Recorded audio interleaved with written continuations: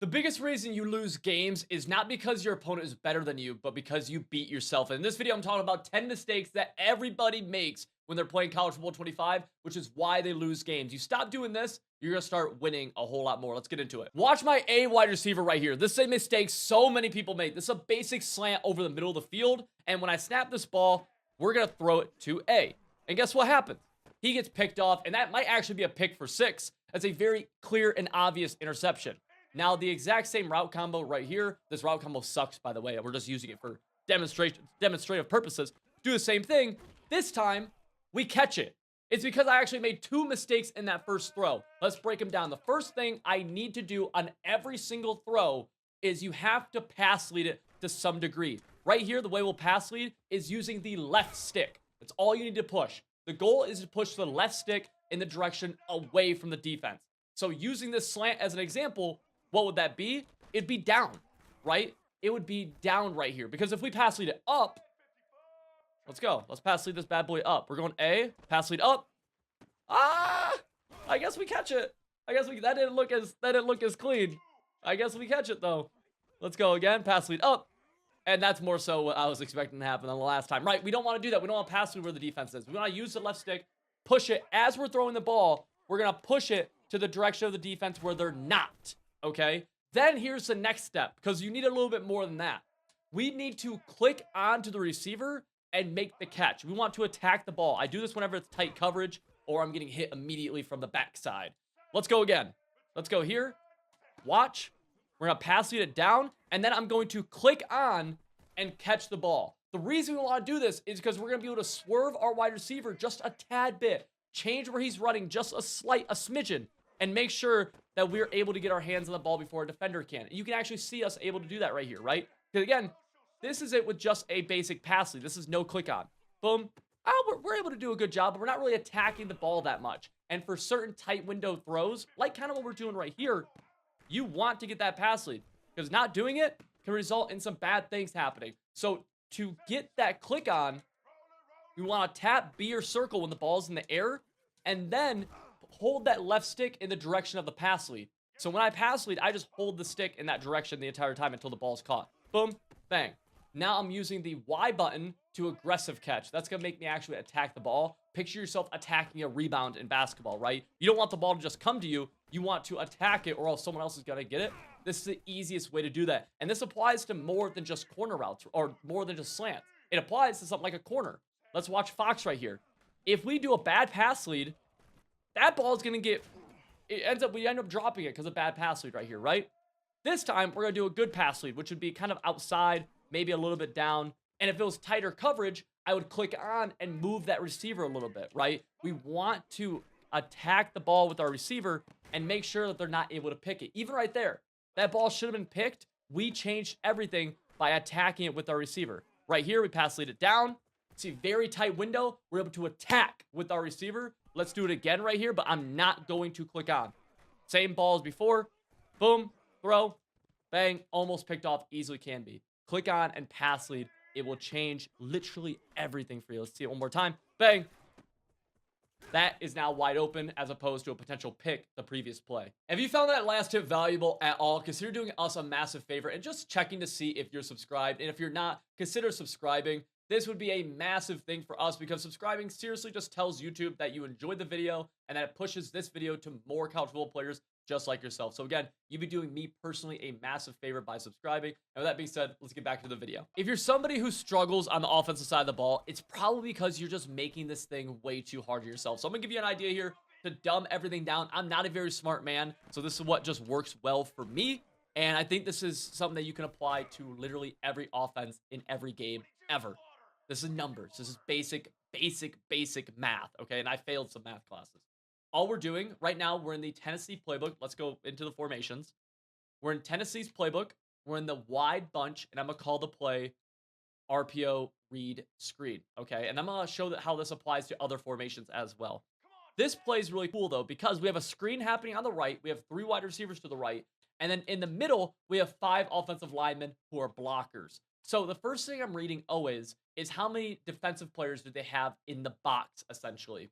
And what that is, in this case, we have this little area that's like just outside the offensive tackles and then up about 8 yards or so. We're going to call that the box. Right here, they have 1, 2, 3, 4, 5 players in the box, and we have 5 offensive linemen, which means, what does that mean? It means that we have hat on hat. We have person on person. So we can run this ball in good faith, knowing that we should be able to get some good yardage. Now, what adds an extra layer to this one specifically is that this is a read option.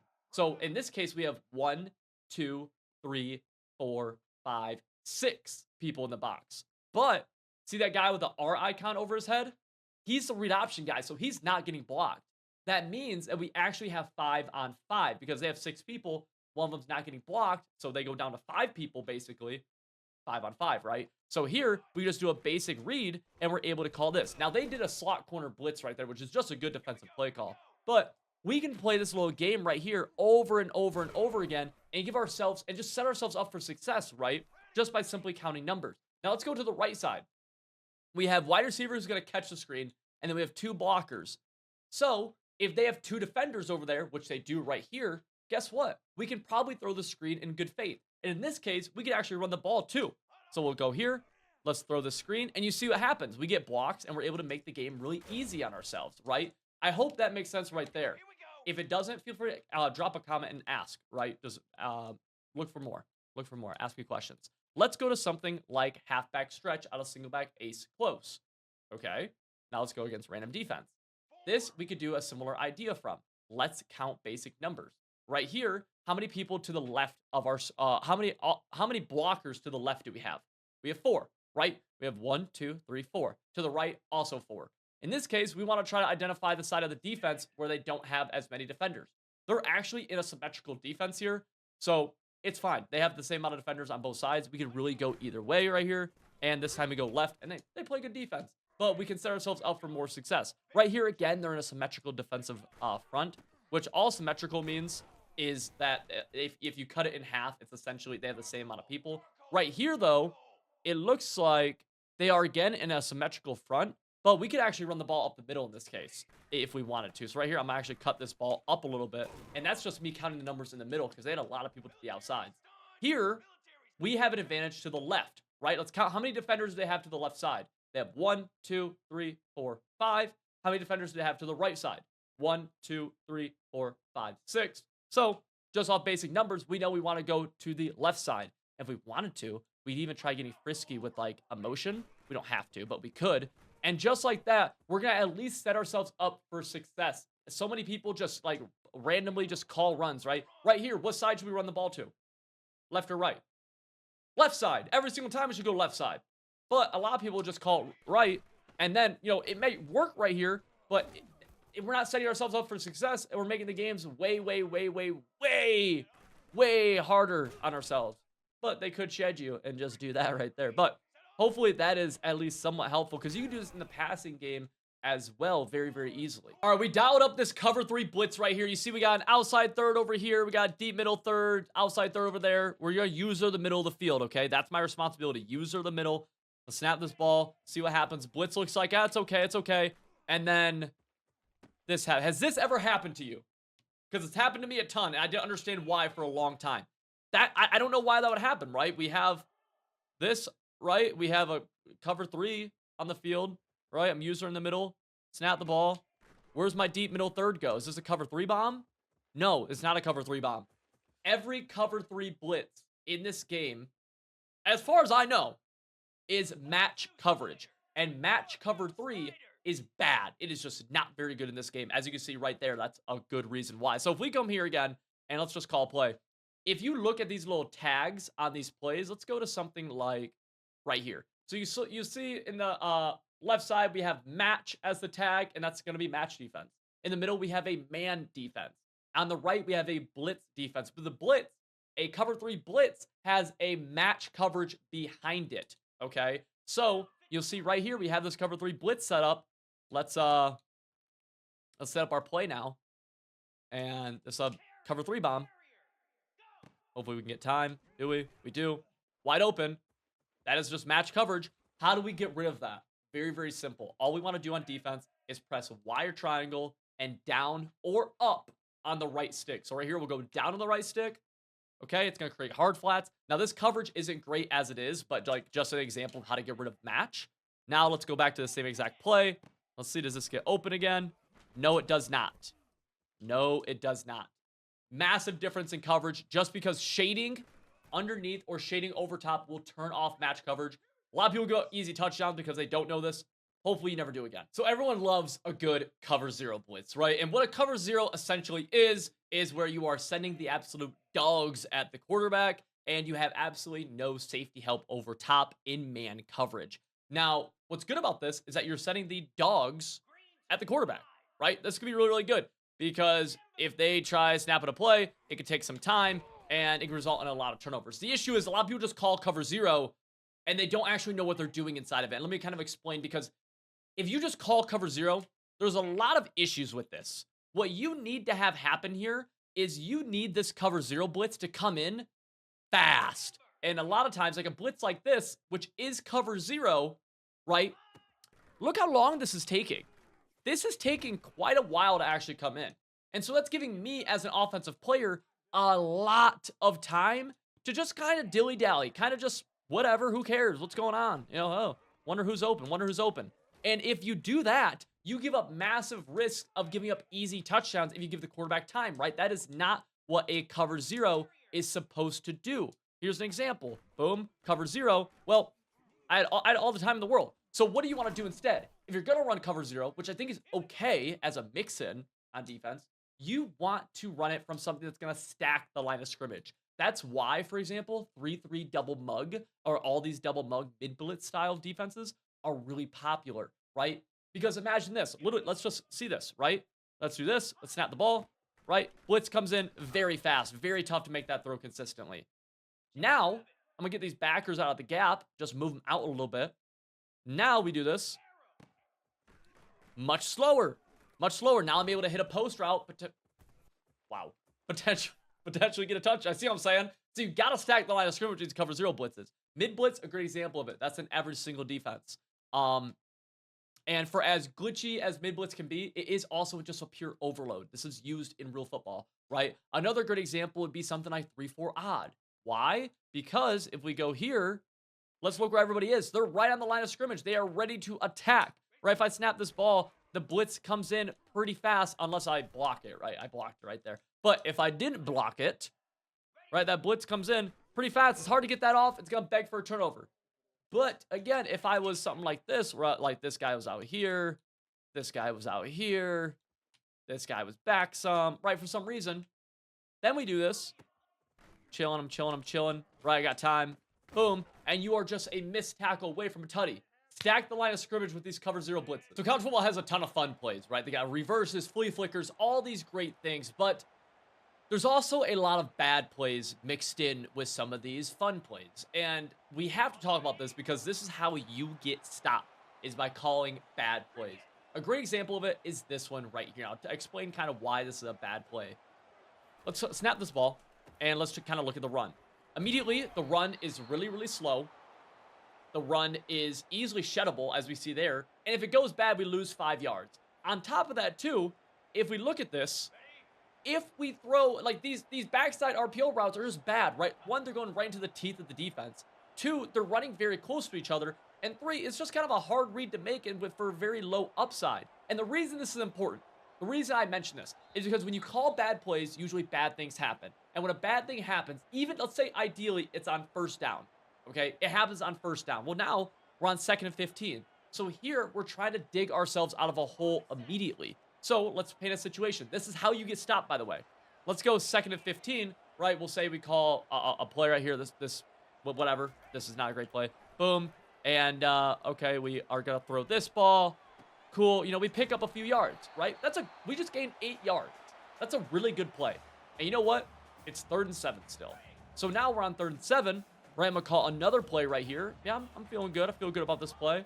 And let's say, boom, we go here.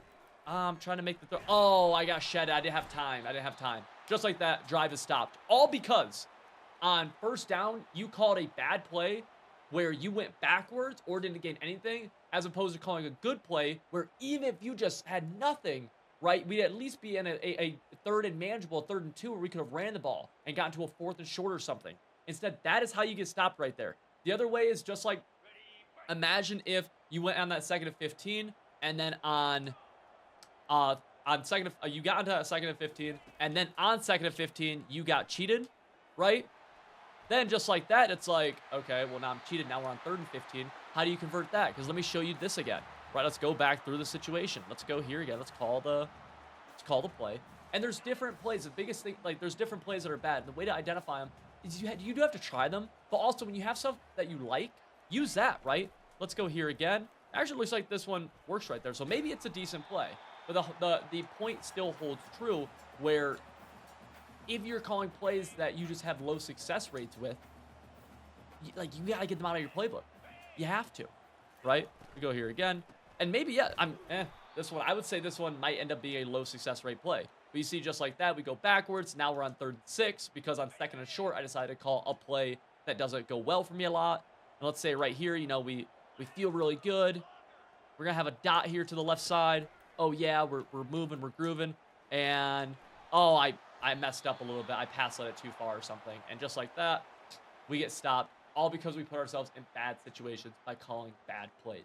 Stop doing it. Here's a mistake I make all the time. Look, sheds in this game are rough, right? Sheds happen fast. You don't have much time in the pocket. And it's very sexy to look at something like, let's say this deep crosser from Y and say, man, I know he's about to get open. I know he is. I just need a little bit more time, brother. Need a little bit more time. And then you never get that more time, brother.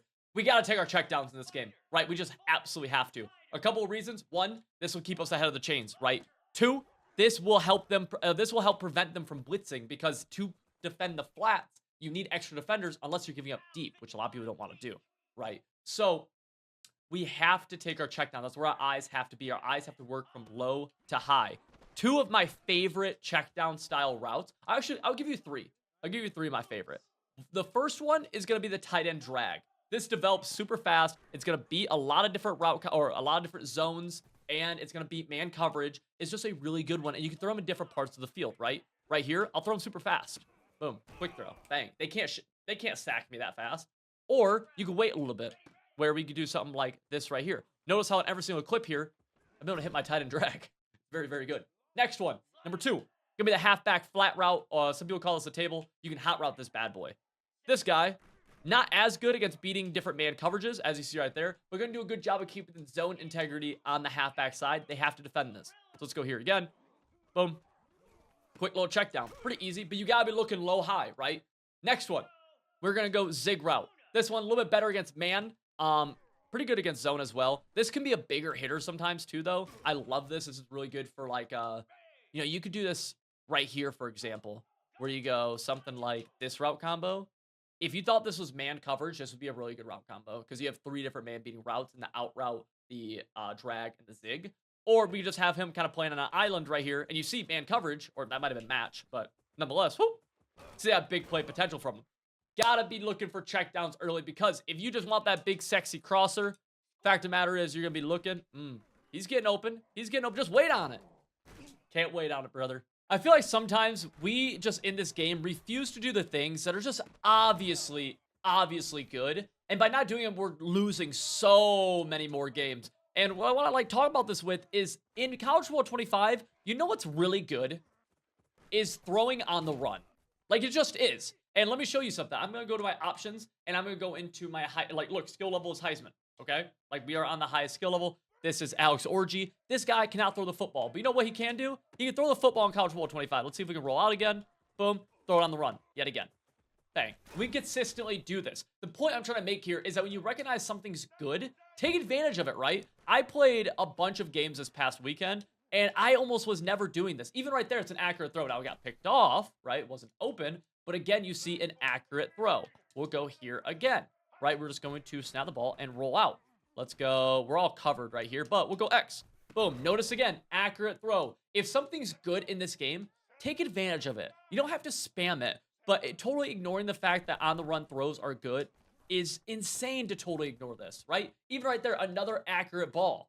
And this time, let's do it Fresno State. I don't know who this quarterback is, but let's throw this ball. Go throw it. Let's see. What is this quarterback's, what is his ratings? I literally have no clue. I just picked a bad team. So Fresno State. Quarterback is a 83. Not bad. He has, where are his throwing stats? Throwing the runs at 85. It's fine. It's not insane. We'll go sub in the 75 really fast. Throw this ball away. Boom. Let's go get that 75 in the game right now. Let's try to throw on the run with him just to see. I'm a double team to help me roll out. Oh, we're going to get screamed at right here. We'll go, boom. Can we make this throw? We do. And again, we're on Heisman. You don't have to spam something, but you should take advantage of what's obviously good in the game if your goal is to win as many games as you can. This example is showing you that throwing on the run is good, but there's a ton of different things that are good in this game that you should be utilizing, and people just don't.